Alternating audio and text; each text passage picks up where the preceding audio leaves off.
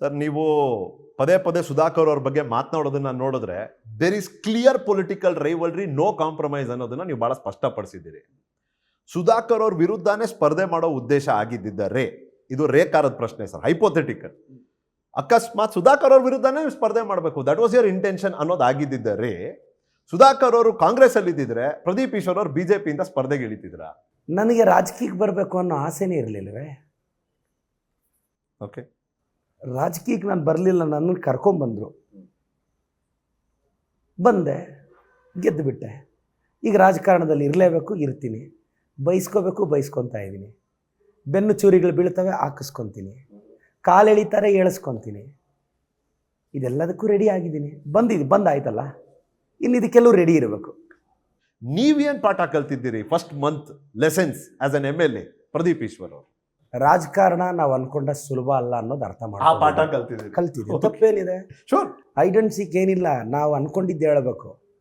But ರಾಜಕಾರಣದಲ್ಲಿ ತುಂಬ challenges ಇರ್ತವೆ. ನಾನು ಈ 1 ತಿಂಗಳಿಂದ ತುಂಬ ವಿಮರ್ಶೆಗೆ ಒಳಪಟ್ಟಿದ್ದೀನಿ. ಡೈಲಿ ಬಯಸ್ಕೊತಾ ಇದ್ದೀನಿ. ನೀವು ಡಿಸ್ಟಿಕ್ ಎಡಿಷನ್ ತೆಗೆದು ನೋಡಿ, ಪ್ರದೀಪ್ ಈಶ್ವರ್ ಯಾರ ಮಾತು ಕೇಳ್ತಿಲ್ಲ, ನಮ್ಮ ಮಾತು ಕೇಳ್ತಿಲ್ಲ, ಸ್ಟಾರ್ಟ್ ಆಗಿದೆ. ಬಟ್ ಒಂದು ಒಳ್ಳೇದು ಮಾಡೋಕ್ಕೆ ಹೋದಾಗ ಎಲ್ರಿಗೂ ಹೇಳೋಕ್ಕಾಗುತ್ತಾ? ಒಬ್ಬ ಹಸಿವು ಅಂತ ಬರ್ತಾನೆ, ಅವನು ಊಟ ಇಡಕ್ಕೆ ಹೋಗ್ತೀನಿ, ನಾನು ಜೋಶಿಯವ್ರಿಗೆ ಹೇಳ್ಬೇಕಾ, ಜೋಶಿಯವರೇ ಊಟ ಕೊಡಲ ಅಂತ? ಯಾಕೆ ಹೇಳ್ಬೋದು? ಅಷ್ಟೇ, ನಾನು ಅದೇ ಮಾಡ್ತಿದ್ದೀನಿ. ಉದ್ದೇಶ ಉಪಯೋಗದ ಪ್ರಶ್ನೆ ಅದು. ನಿಮ್ಮ ಉದ್ದೇಶ ಸರಿ ಇದೆ, ಅವನಿಗೆ ಉಪಯೋಗ ಆಗ್ತಿದೆ, ಮಾಡ್ತಿದ್ದೀನಿ. ಬಟ್ ಇದು ಕೆಲವ್ರಿಗೆ ಇಷ್ಟ ಆಗ್ತಿಲ್ಲ. ಅಂದ್ರೆ ನೀವು ಒಳ್ಳೇದು ಮಾಡ್ತಿರೋದು ಇಷ್ಟ ಆಗ್ತಿಲ್ಲ ಕೆಲವ್ರಿಗೆ. ಅಂದರೆ ಜನರಲ್ ಆಗಿ ನಾನು ಈ ಸಂದರ್ಭದಲ್ಲಿ ಜ್ಞಾಪಿಸ್ಕೋಬೇಕು ಸರ್, ಪಾಲಿಟಿಕ್ಸ್ ಬರುತ್ತೆ ಸರ್. ಇತಿಹಾಸ ಓದಿಲ್ಲ ಸರ್, ರಾಜರು ಮಹಾರಾಜರೇ ಅಡ್ರೆಸ್ ಇಲ್ದಂಗೆ ಹೋಗಿದ್ದಾರೆ. ಸುಧಾಕರ್ ಎಷ್ಟು, ಪ್ರದೀಪ್ ಈಶ್ವರ್ ಎಷ್ಟು, ಇನ್ನೊಬ್ಬರೆಷ್ಟು, ಕಾಲಕ್ರಮೇಣ ಹೋಗ್ತಾ ಇರುತ್ತೆ. ಬಟ್ ಆದರೆ ತಂದೆ ತಾಯಿ ಇಲ್ಲದೆ ಇರೋ ಹುಡುಗ MLA ಆಗೋದು, ಇಷ್ಟು ಜನಕ್ಕೆ ಒಳ್ಳೇದು ಮಾಡೋದು, ಇವೆಲ್ಲ ದೈವ ಇಚ್ಛೆ ಸರ್. ಇದೆಲ್ಲ ತಂದೆ ತಾಯಿ ಮಾಡಿರೋ ಒಳ್ಳೆತನ.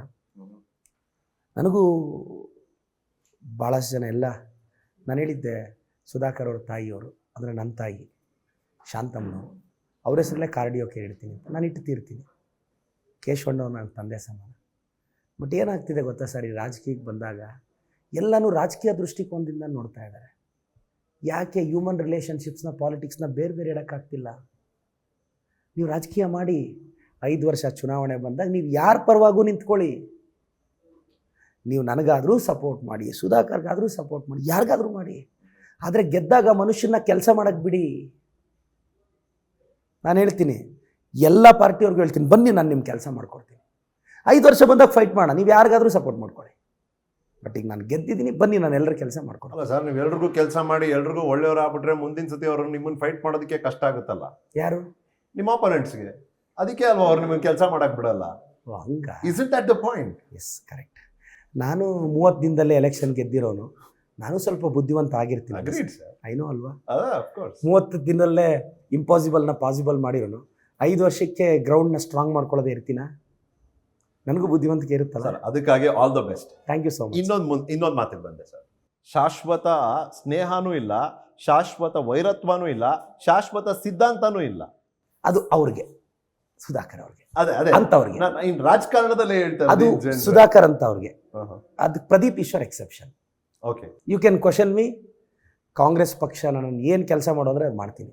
ನೆಕ್ಸ್ಟ್ ಟೈಮ್ ಟಿಕೆಟ್ ಕೊಡಲಾದ್ರೂ ನಾನು ಬೇರೆಯವ್ರ ಥರ ರೆಬಲ್ ಆಗಲ್ಲ. ಯಾರು ಕೊಟ್ಟರು ನಾನು ನಿಂತ್ಕೊಂಡು ಗೆಲ್ಲಿಸ್ಕೊತೀನಿ. ಅವ್ರು ಏನು KPCC ಆಫೀಸಲ್ಲಿ ಅವ್ರು ಏನು ಕೊಟ್ಟರು ಕೆಲಸ ಮಾಡ್ತೀನಿ. ನನಗೆ MLA ಮಾಡಿರೋದೇ ದೊಡ್ಡದು. ಪಕ್ಷ ಸಂಘಟನೆ ಮಾಡ್ತೀನಿ, ನನಗೇನೂ ಆಸೆ ಇಲ್ಲ, ಸಾಕು. Teaching is my passion sir. ಪರಿಶ್ರಮ ನೀಟಾಗಿ ಕಡವಲ್ಲಿ ಪಾಠ ಮಾಡ್ಕೊಂಡು ಪಕ್ಷನ ಸಂಘಟನೆ ಮಾಡ್ತೀನಿ.